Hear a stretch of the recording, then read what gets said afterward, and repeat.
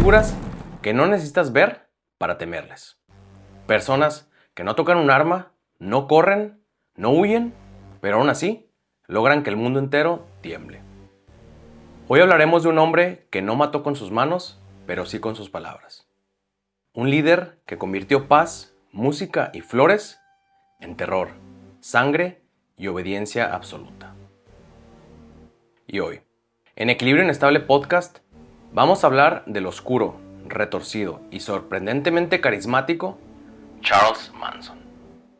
El músico frustrado, el gurú improvisado y el profeta del caos que transformó un sueño hippie en una pesadilla que sacudió a Hollywood para siempre. Y antes de comenzar, si te gustan estas historias donde analizamos la mente, el origen y el verdadero impacto de los criminales más oscuros y perturbadores, síguenos, comparte este episodio, danos like y activa la campanita, porque cada semana te traemos casos que no solo cuentan lo que pasó, sino por qué pasó. Y prepárate, porque esta es una historia donde las cicatrices no están en la piel, están en la mente. Y ahora sí, vamos a darle.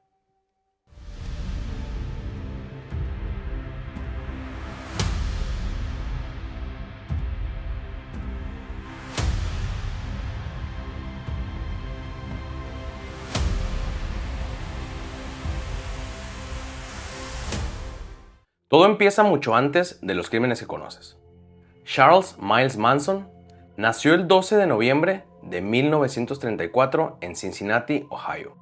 Su madre, Caitlin Maddox, era adolescente y problemática. Su padre, ausente. Desde pequeño, Charles vivió entre hogares temporales, prisiones y tutores, lo que creó un patrón de abandono y violencia que lo marcarían para siempre. En la adolescencia, Manson comenzó a delinquir, robos, peleas, agresiones y fugas de instituciones correccionales. Pasó más tiempo en prisiones que en libertad, y fue en esos años donde desarrolló su talento más peligroso, la manipulación de otros. Observaba a sus compañeros y autoridades, estudiaba comportamientos y aprendía a explotar vulnerabilidades. Incluso aprendió a convencer a otros para cometer delitos en su nombre. Intentó ser músico, inspirado por los Beatles y otros íconos de la época, componiendo y tocando guitarra. Nunca alcanzó fama y cada fracaso alimentó su resentimiento y reforzó la idea de que podía controlar a otros si no podía controlarse a sí mismo.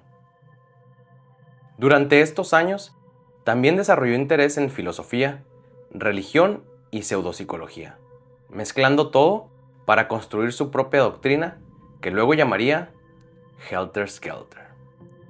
Entre 1950 y 1960, Manson acumuló un historial delictivo que incluía robo, fraude, agresiones e incluso violencia sexual. En prisión, perfeccionó técnicas de persuasión y coerción, las mismas que luego aplicaría con la familia. Cada fracaso y cada condena reforzaban su percepción del mundo como un lugar que debía dominar a través de la manipulación y el miedo, no del talento.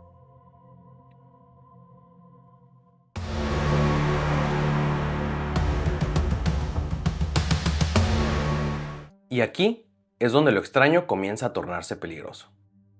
Tras salir de prisión, Manson se trasladó a California. La contracultura del Haight-Ashbury estaba en auge, y él encontró a jóvenes vulnerables, mujeres en busca de amor, comunidad y propósito. Les ofrece aceptación incondicional y un propósito mesiánico, aislándolas del mundo exterior y convirtiéndolas en sus seguidores más leales. Entre ellas estaban Lynette Squeaky Fromm, Patricia Krenwinkel, Susan Atkins y Mary Brunner. El rancho Span se convirtió en su centro de operaciones. Ahí, Manson ejercía control absoluto mediante drogas, sexo, rituales y repetición de canciones con mensajes codificados. La familia cantaba durante horas, se aislaba y la repetición de frases como Helter Skelter va a comenzar borraban cualquier pensamiento independiente. Manson entrenaba a los miembros en obediencia, privación de sueño y manipulación emocional para asegurar lealtad total. Manson enseñaba a sus seguidores a leer la mente de los demás, interpretar gestos y anticipar decisiones. Les daba nombres nuevos o apodos simbólicos, reforzando la pérdida de identidad. Utilizaba la música, la meditación y las drogas para crear dependencia psicológica total. Helter Skelter no era solo una teoría, era su justificación para cada crimen. Creía que una guerra racial apocalíptica se acercaba y que la familia debía prepararla a través del caos y la violencia. Cada acción tenía un propósito dentro de su visión distorsionada.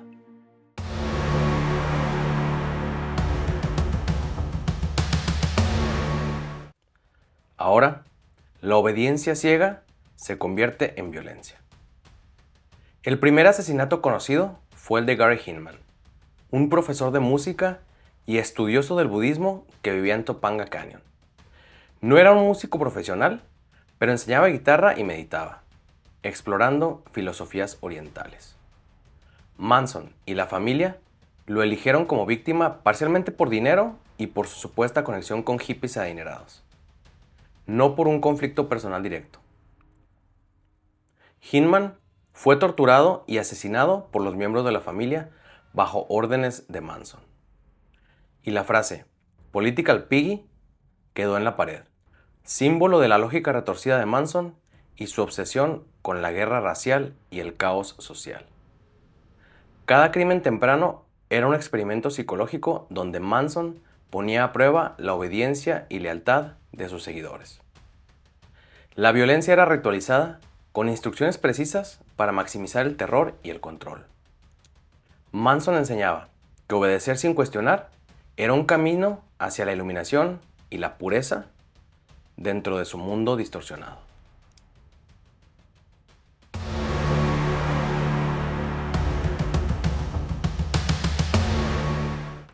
La violencia organizada por Manson alcanza su punto máximo. El 8 de agosto de 1969, Tex Watson y otros miembros de la familia atacaron la casa de Cielo Drive, donde vivía Sharon Tate y sus amigos. Siguiendo órdenes de Manson, cometieron asesinatos brutales y dejaron mensajes crípticos en las paredes. La obediencia fue total. Nadie dudó, nadie cuestionó. Al día siguiente, la familia atacó la casa de los LaBianca de manera meticulosa. Leno y Rosemary LaBianca fueron asesinados como símbolo del caos que Manson quería provocar. Las frases dejadas en las paredes buscaban confundir a la policía y al público, haciendo que los crímenes parecieran obra de lunáticos o de una conspiración social más grande. Manson nunca estuvo físicamente presente en todos los asesinatos, pero su influencia fue suficiente para que los seguidores ejecutaran el plan. La planificación incluía rutas de escape, selección de víctimas y mensajes intencionadamente crípticos.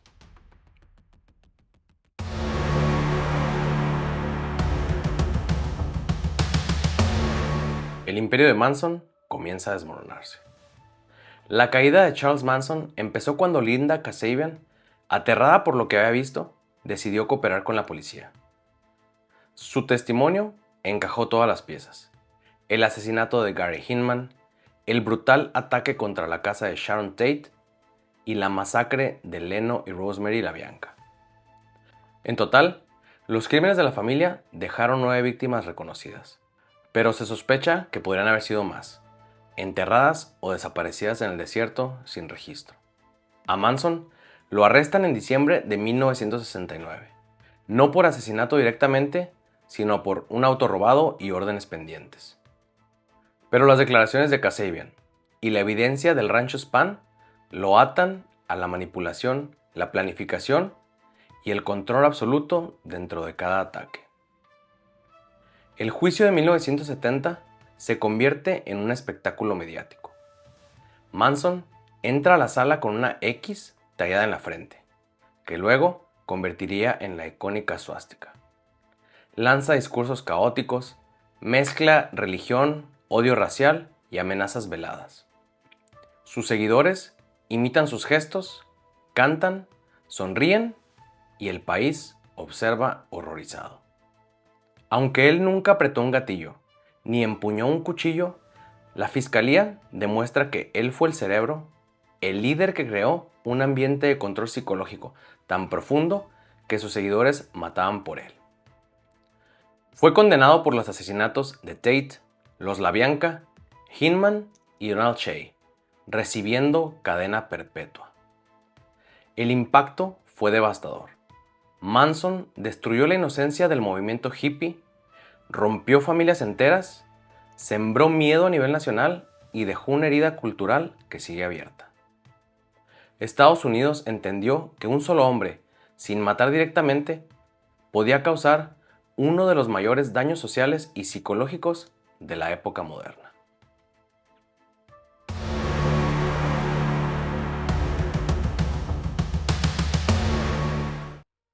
La sombra de Manson nunca desapareció. Manson se convirtió en un referente cultural y psicológico.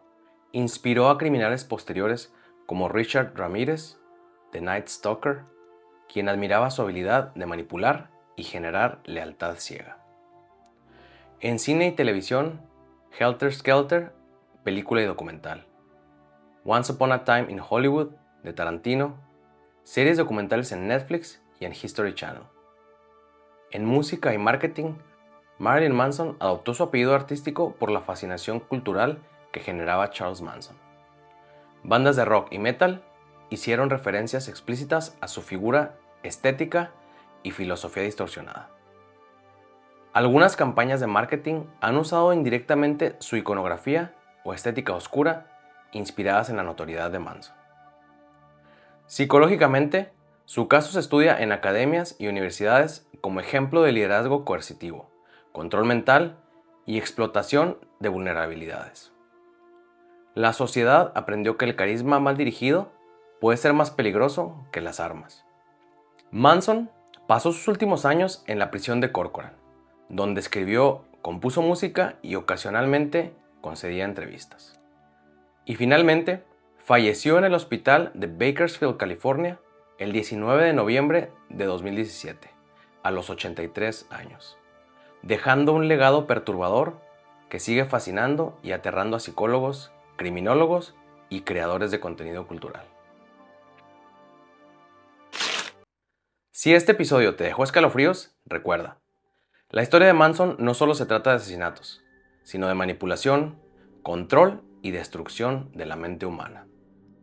El verdadero horror no siempre se ve, muchas veces se experimenta a través de la obediencia ciega. Sigue nuestro contenido en YouTube, Instagram y Facebook como @Equilibrio Inestable Podcast y en X como @Equilibrio Inpod.